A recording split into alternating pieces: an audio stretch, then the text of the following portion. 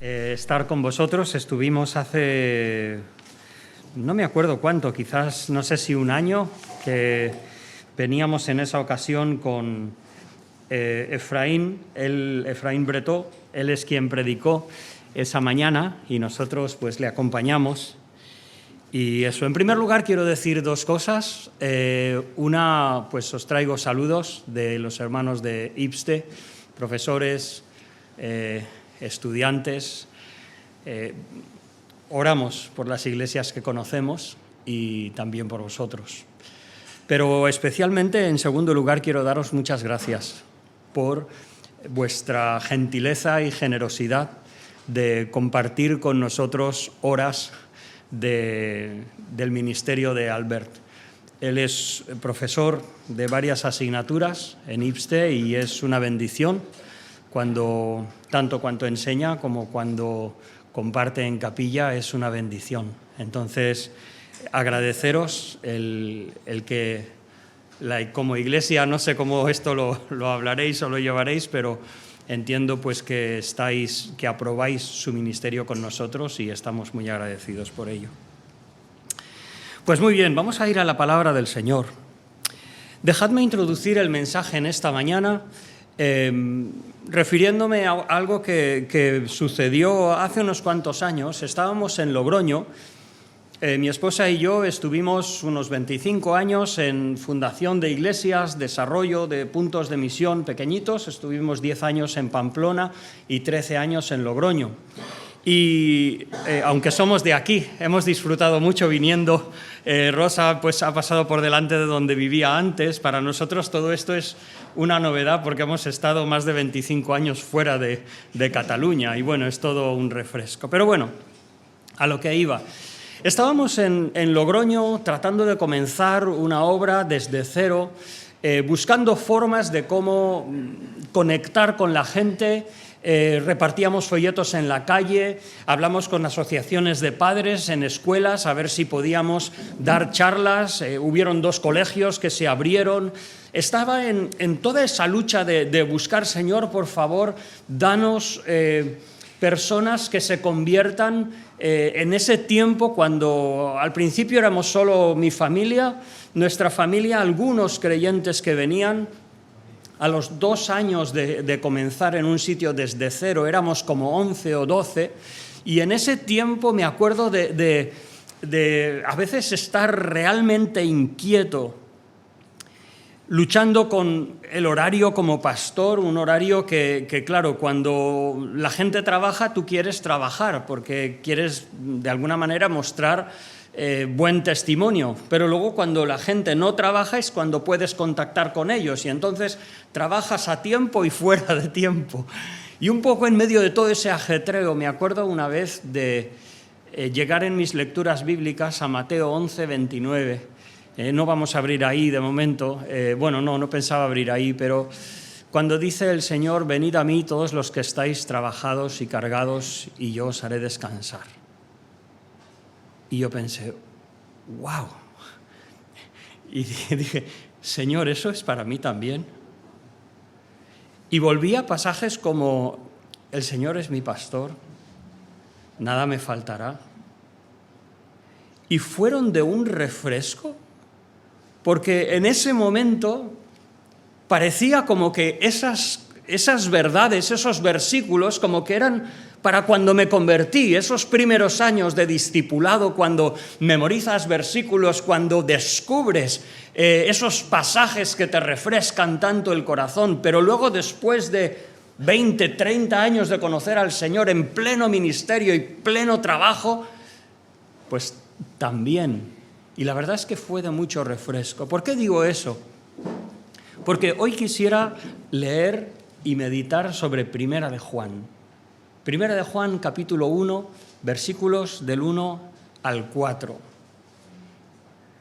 Normalmente, aunque voy a diferentes congregaciones a predicar, me gusta cuando yo en mi estudio pues sigo trabajando y no sé qué estaréis meditando en la Escritura con Albert o con los hermanos que compartan, pero el Señor ha puesto este pasaje.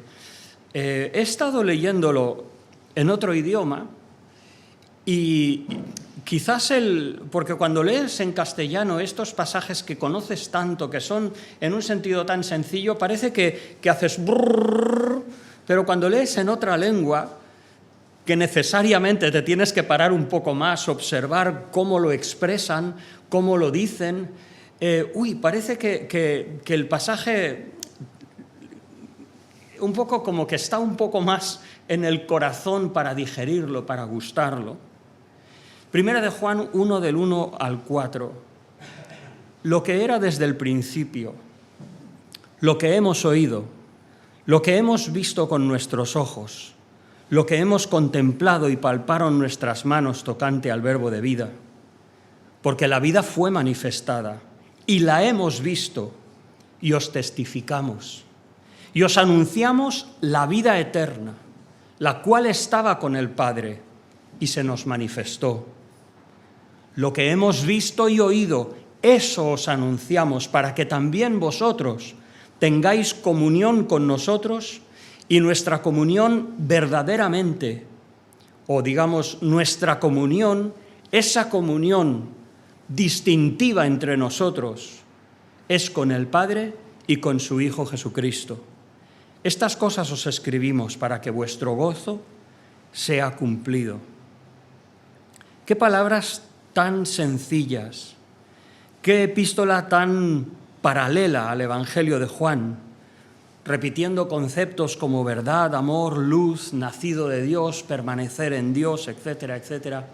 Es característico de esta epístola que presenta verdades de una forma idealista, absolutas, principios primarios que a veces incluso pueden ser intuidos.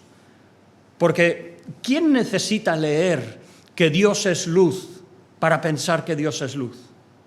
Creo que todos diríamos, no, Dios es luz y en Él no hay ningunas tinieblas.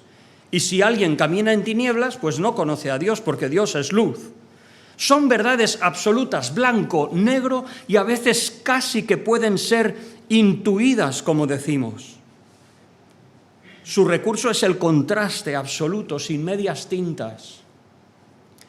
Pero pensando un poco más en, quizás si conoces al Señor como yo desde hace unos años, ¿no es verdad que el cristianismo o la teología contemporánea cuestiona esas mismas bases de nuestra fe? Hablando de un Jesús histórico que no se corresponde con los evangelios, como si los evangelios o el Nuevo Testamento fuera el producto de un deseo devocional casi inconsciente de construir una imagen de un personaje histórico que fue especial, pero que no es el del Nuevo Testamento. Nosotros diríamos, no, necesitamos volver a leer estos pasajes, o Lucas capítulo 1, del versículo 1 al 4, cuando Lucas nos asegura que el Evangelio fue transmitido inicialmente por aquellos que fueron testigos oculares. Y aquí igualmente dice, desde el principio lo que hemos oído, lo que hemos visto, hemos contemplado, palparon nuestras manos. Qué importante en el siglo XXI volver a anunciar y declarar que la palabra del Señor refleja lo que ocurrió históricamente. En otras ocasiones no es la crítica de los teólogos contemporáneos, sino también la experiencia nuestra. Recuerdo un hermano en Logroño que hizo un viaje a Madrid, de donde él venía, y cuando volvió me dijo, dice, Manuel, del grupo de jóvenes, apenas yo y otro más seguimos en la fe. Hay un número de jóvenes que se casaron o se apartaron o se... ¿Y quién no conoce, si llevas años en el Señor, quién no conoce de ejemplos tristes, de a lo mejor que se casaron y su matrimonio no fue bien y dejaron la fe y suponen una erosión? Primera de Juan nos recordaría, bueno, él como habla en blanco y negro, dice, se fueron de nosotros porque no eran de nosotros. Si hubieran sido de nosotros, hubieran permanecido con nosotros. Para él es claro, en su presentación, parecería que no existen medias tintas. Aunque luego él dice, por ejemplo, estas cosas escribo para que no pequéis. Pero si alguno hubiere pecado. Luego diría, no, es que el que es nacido de Dios no puede pecar, porque la simiente de Dios está en él. Pero en el capítulo 2 él ha dicho, si alguno pecare, abogado para con el Padre tenemos a Jesucristo. Entonces, él reconoce que no es todo tan blanco o negro, pero no es cierto que a veces, si miramos en nuestra experiencia, esos conceptos, vamos a decir, fundamentales, ideales, pueden ser erosionados. Pues la epístola de Primera de Juan viene a restablecer lo que es del Señor, lo que es el Evangelio, lo que es el consejo de Dios, que luego en la aplicación en la tierra, en la experiencia humana, pueden haber cosas que no entendemos, pero eso no cambia el consejo de Dios. Y no cambia que el que es nacido de Dios es una nueva criatura. Y como dijo el Señor Jesucristo, no verá condenación, ha pasado de muerte a vida. O sea que Primera de Juan, con toda su sencillez, con todo su idealismo, tiene su lugar en nuestras vidas y también nosotros tenemos necesidad, aunque es muy elemental, muy sencilla, en ocasiones casi intuitiva, pero aún así necesitamos volver a refrescar nuestros corazones y arraigar nuestros corazones en ese Dios. Fijaos qué maravilla cómo Juan, cuando comienza su explicación a partir del versículo 5 del primer capítulo, ¿con qué empieza? Dios es luz. La piedad, la expresión de cuál es el mensaje de Dios, la revelación de Dios en Jesucristo, la revelación del plan de Dios, viene de Dios. De ahí parte. Y de verdad, no sé vosotros, pero yo de vez en cuando necesito volver a ser refrescado en esa luz pristina del Señor, que es luz, y en Él no hay tinieblas. Y en nuestra experiencia como creyentes a veces no sabemos muy bien, incluso Pablo hablaría en Tesalonicenses, apartaos de toda especie o toda ramificación de mal. ¿Por qué? Porque el mal a veces se ramifica y es difícil discernirlo. Pero qué importante volver al Señor y decir, no, Señor, tú eres luz y en ti no hay ningunas tinieblas. Y yo deseo caminar contigo. Ayúdame a entender, a discernir, como diría o oraría Pablo por los colosenses, que seáis capaces, que Dios os dé esa inteligencia espiritual para probarlo mejor. Una epístola que no pretende ser un tratado didáctico, sino un escrito espontáneo. Es curioso de esta epístola que un tema se enlaza con el siguiente y a veces no es fácil hacer una división de los diferentes contenidos de Primera de Juan. Es como la enseñanza del Señor a sus discípulos, que no fue tan sistemática, sino que, bueno, cuando los discípulos querían aprender del Señor, ¿qué hicieron? Juan capítulo 1, Señor, ¿dónde moras? Queremos pasar contigo un tiempo, queremos escucharte. Y cuando el Señor escogió a los 12, le acompañaron por su vida, su ministerio, escucharon sus enseñanzas. Era un caminar continuo con el Señor. Primera de Juan, el propósito tan paralelo al Evangelio, para que creáis que tenéis vida eterna y para que creáis en el nombre del Hijo de Dios, pero también para que tengáis comunión con nosotros. Veremos un poco más de eso. Para que vuestro gozo sea completo. Como diría capítulo 2, versículo 1, estas cosas os escribo para que no pequéis. El propósito de expresar primero el carácter de Dios, expresar la vida cristiana en sus diferentes facetas, unidas unas facetas con otras. Una confrontación también en Primera de Juan con falsas profesiones de fe. aquel que dice que conoce a Dios pero anda en tinieblas. Y la comunión de la que habla Juan no incluye una participación conjunta con ese tipo de vida y de filosofía, vamos a decir, de vida. Una confrontación no solamente con falsas profesiones de fe, sino Primera de Juan nos presenta una confrontación con falsas doctrinas. La vida cristiana no solamente es hechos, por supuesto que es hechos. Juan diría, hermanos, amemos no solamente de palabras, sino de obra y en verdad. Es una epístola de hechos, de obras, de conducta, de vida, pero que emergen de un mensaje. Hijitos, probad todo espíritu, porque no todo espíritu viene de Dios. Capítulo 4 de Primera de Juan, versículo 1 en adelante. Aquel que no confiesa que Jesús ha venido en carne, ese no es de Dios. O sea, Juan presenta la vida cristiana basada, fundamentada en el consejo de Dios, un consejo de Dios que se puede definir y que se puede contrastar con errores. Pero dejadme ir a estos 4 versículos que establecen el principio. La epístola de Juan es maravillosa, es como el Evangelio. El Evangelio, ¿cómo comienza? En el principio era el verbo, la palabra, ¿no? La palabra era con Dios y Dios era el verbo, la palabra, ¿no? En él estaba la vida. Versículo 14, se hizo hombre, habitó entre nosotros. La encarnación de Jesucristo preexistente.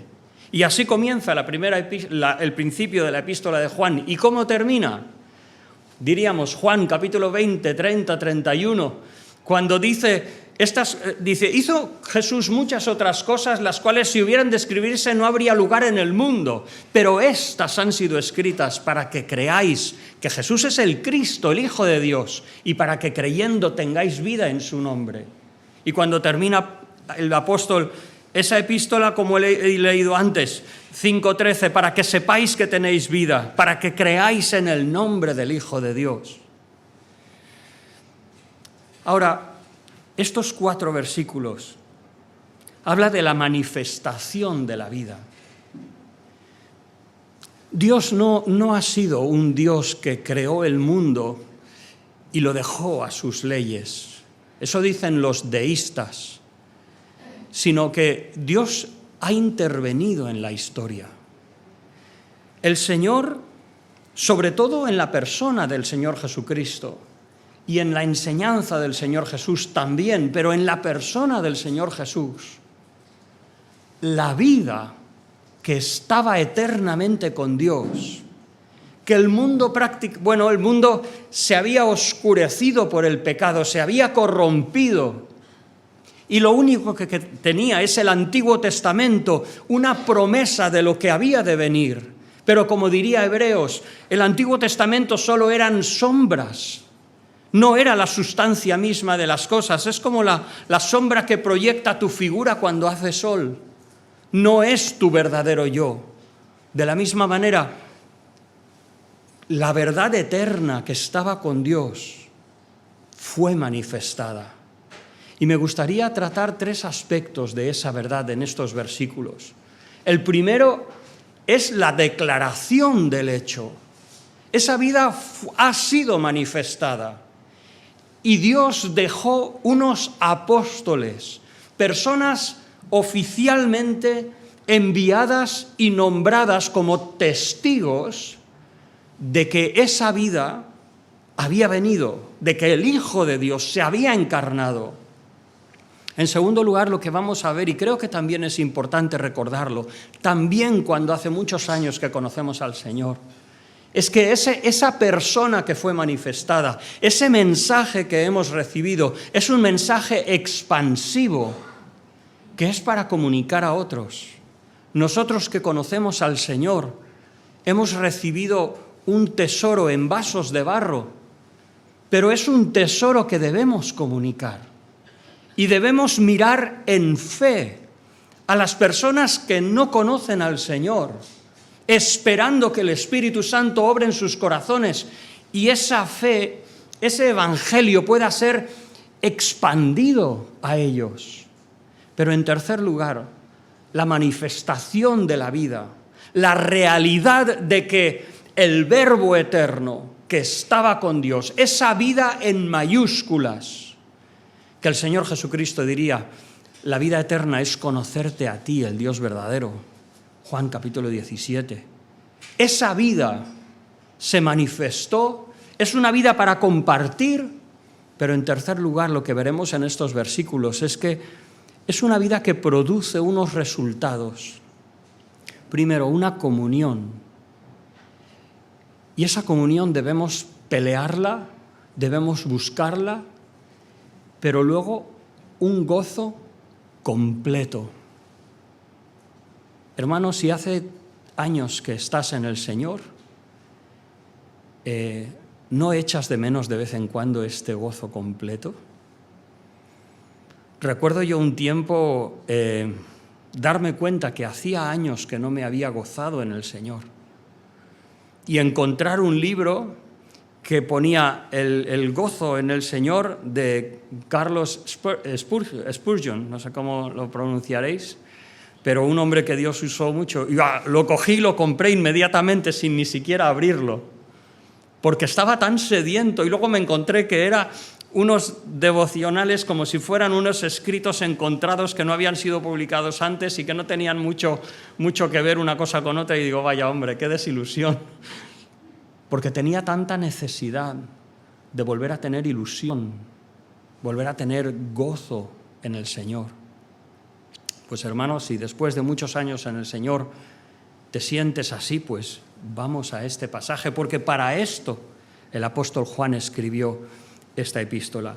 En unos pocos minutos, dejarme expandir un poquito más estos 3 puntos.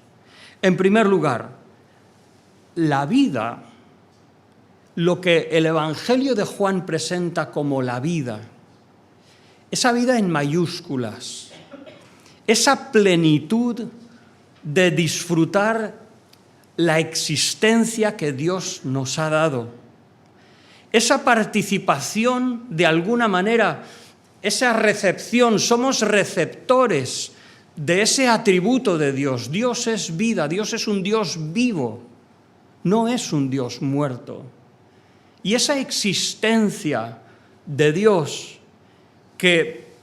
generosa, una existencia que Dios quiso expresar por medio de la creación, esa vida se ha manifestado. A pesar de las guerras, a pesar de las corrupciones de las falsas religiones a lo largo de la historia, a pesar de las crueldades, de las rebeliones, de las corrupciones, las perversiones, esa vida, dice el apóstol Juan, se ha manifestado, fue manifestada, un verbo que implica una acción completada, y entendemos que la persona del Señor Jesucristo es la mayor revelación de Dios en este mundo.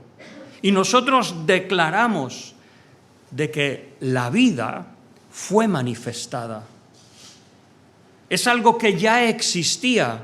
El Señor Jesucristo existía desde antes, pero se hizo visible. La revelación de la vida fue manifestada en su forma final, no en etapas, no en una realización histórica. Nosotros no estamos en el progreso de que el reino de Dios más o menos se vaya perfeccionando y vayamos entendiendo poco a poco lo que es el consejo de Dios. No. Nuestra mirada es mirar a la persona del Señor Jesucristo, su obra, su enseñanza, su muerte en la cruz, su resurrección y su ascensión a los cielos.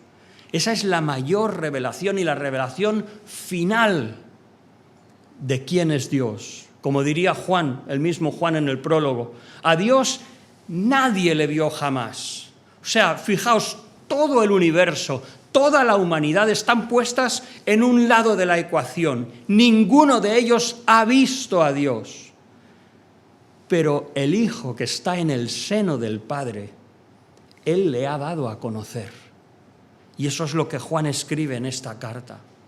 el Evangelio, la persona de Jesús, su enseñanza, es la manifestación de esa vida.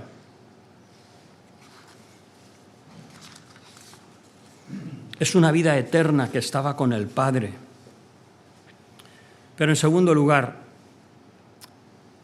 bueno, antes, tengo miedo del tiempo, pero esa manifestación, el Señor ha querido dejarnos constancia de que así fue. ¿Cómo? A través de testigos oculares. Y Juan emplea una serie de expresiones, como diríamos en música, increscendo, ¿no? Dice, lo hemos visto con nuestros ojos, lo hemos contemplado. O sea, ha sido un espectáculo que nos ha asombrado y nos hemos quedado absortos ante la revelación de Dios en la persona de Jesús. No era producto de su imaginación, no era una ilusión, como decían los docetistas, que una herejía, bueno, realmente una filtración o una influencia de falsas religiones, que decía que Jesús solo parecía tener un cuerpo de carne y hueso. No, parecía que era, pero en realidad era solo una aparición. No. Juan dice, no, lo hemos contemplado. Dice, palparon nuestras manos.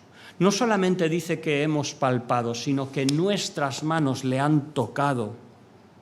Jesús no era meramente un espíritu. Incluso una herejía herejías que surgen desde mucho tiempo y que algunos identifican o bien en la época del siglo X, el Hipando de Toledo por aquí con el adopcionismo, o los socinianos en el siglo XVI, que decían, no, este logos es la enseñanza de Jesús, pero no su persona, porque se resistían a creer que Jesucristo fuera igualmente hombre que Dios, 100% hombre y 100% Dios. Y de una forma racionalista, tratando de pensar como humanos, trataban de explicar de alguna manera, no, lo divino era su enseñanza, no su persona. Juan dice, no. Lo que palparon nuestras manos es la persona del Señor Jesucristo, el Hijo de Dios.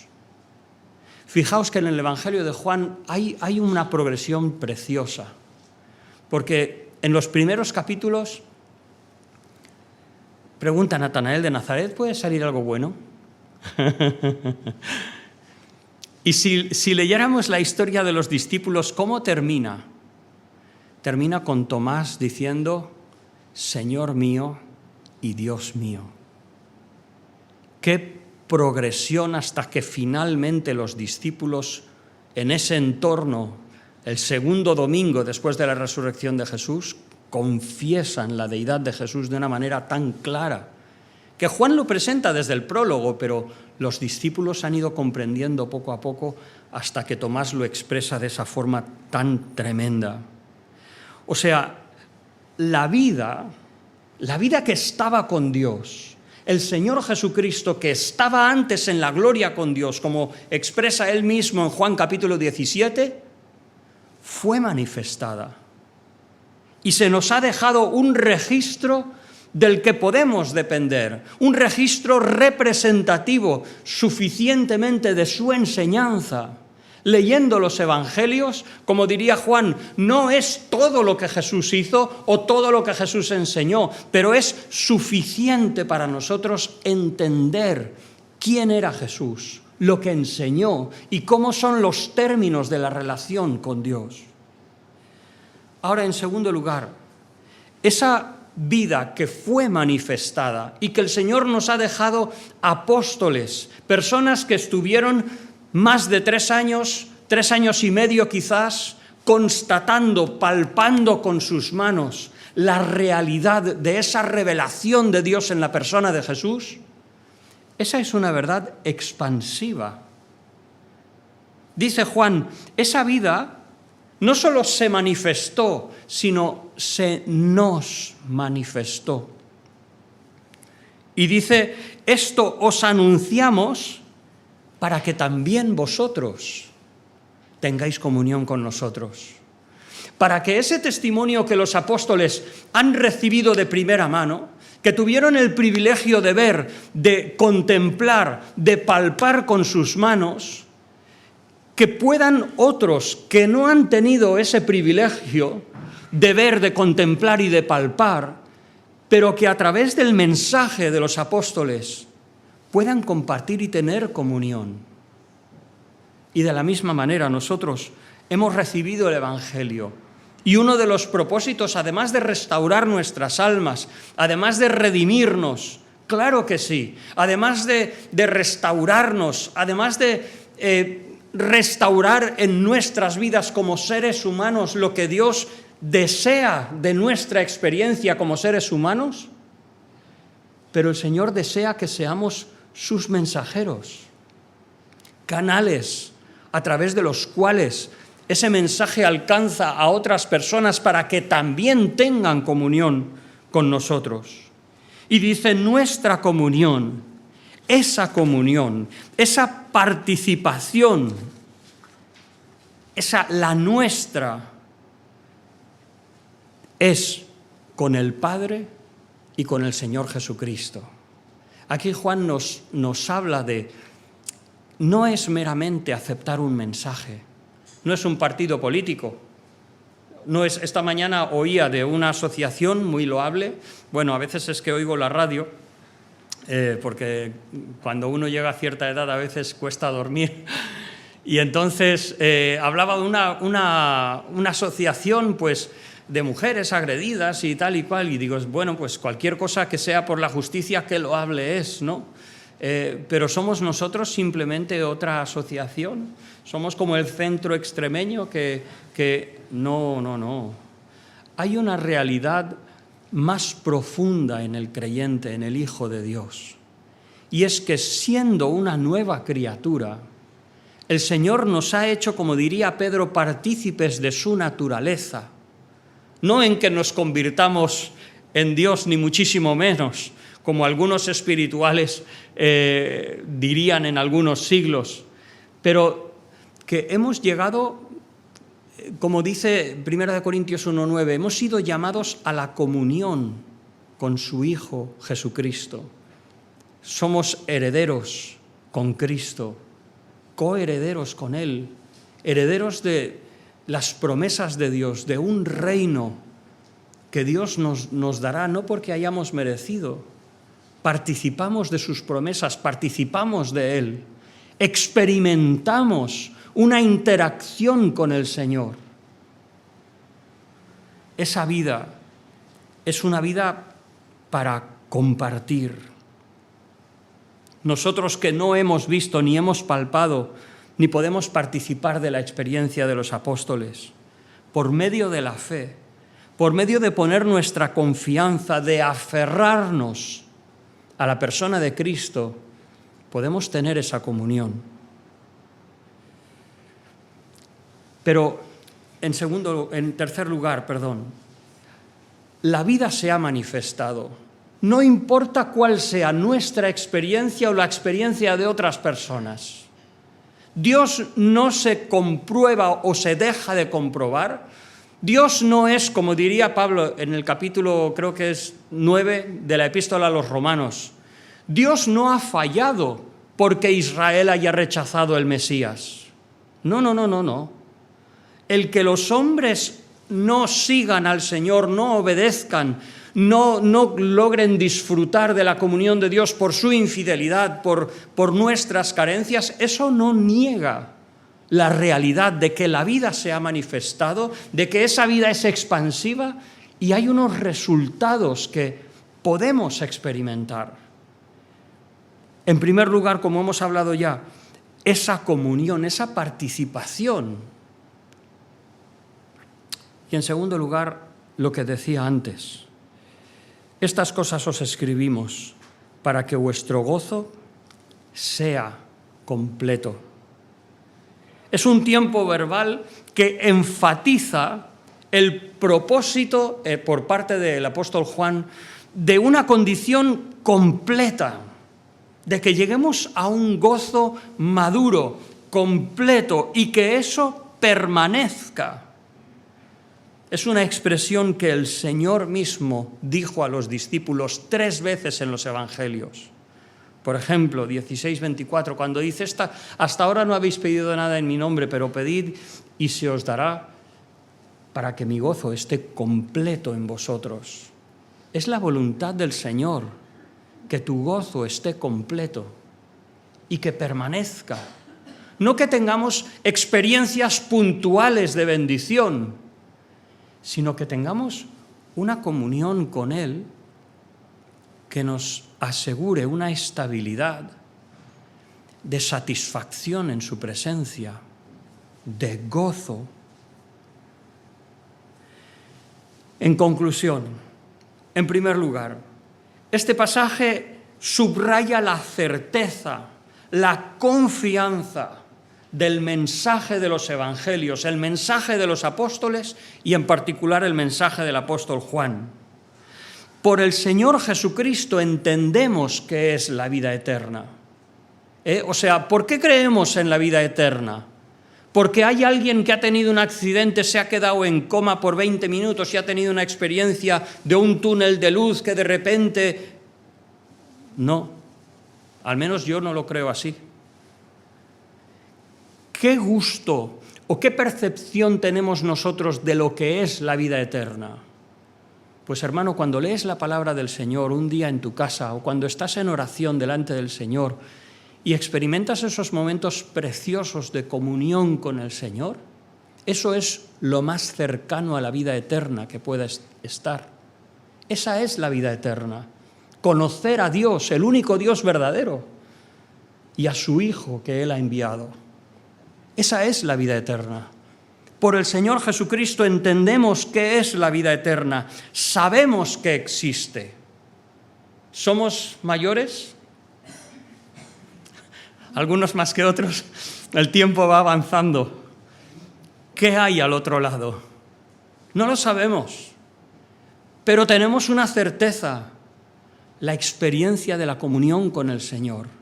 Esa es la vida eterna que se manifestó en la persona de Jesús. Y cuando tenemos esa comunión la disfrutamos y tenemos un anticipo de lo que nos espera.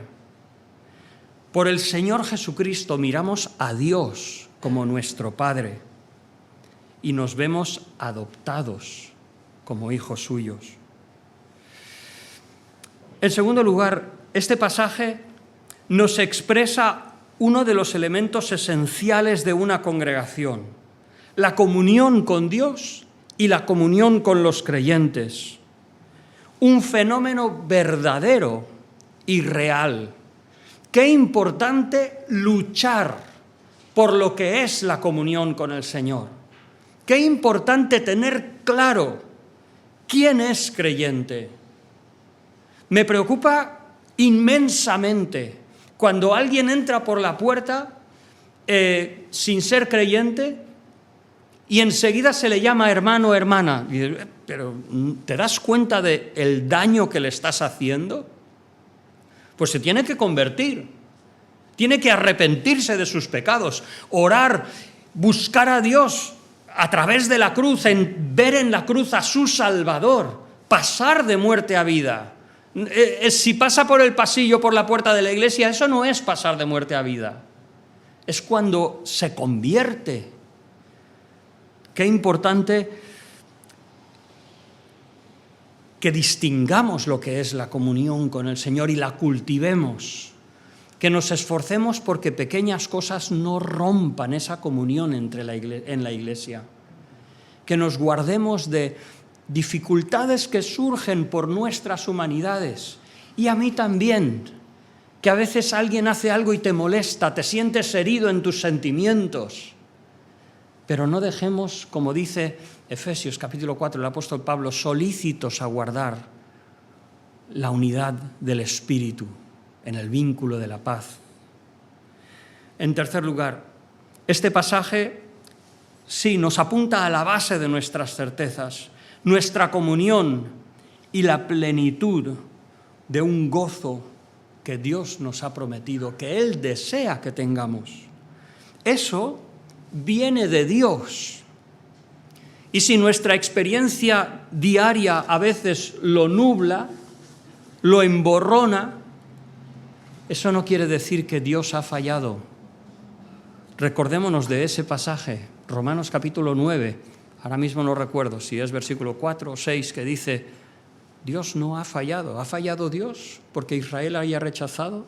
No, Dios no ha fallado. Y a veces nosotros nos sentimos mal, desolados, deprimidos, desilusionados. Bueno, son experiencias humanas, pero volvamos a los fundamentos de nuestra fe. Dios quiere que en la certeza del Señor Jesucristo, en la experiencia de la comunión, tengamos un gozo maduro, completo y que sea estable en nuestras vidas. Que el Señor nos ayude.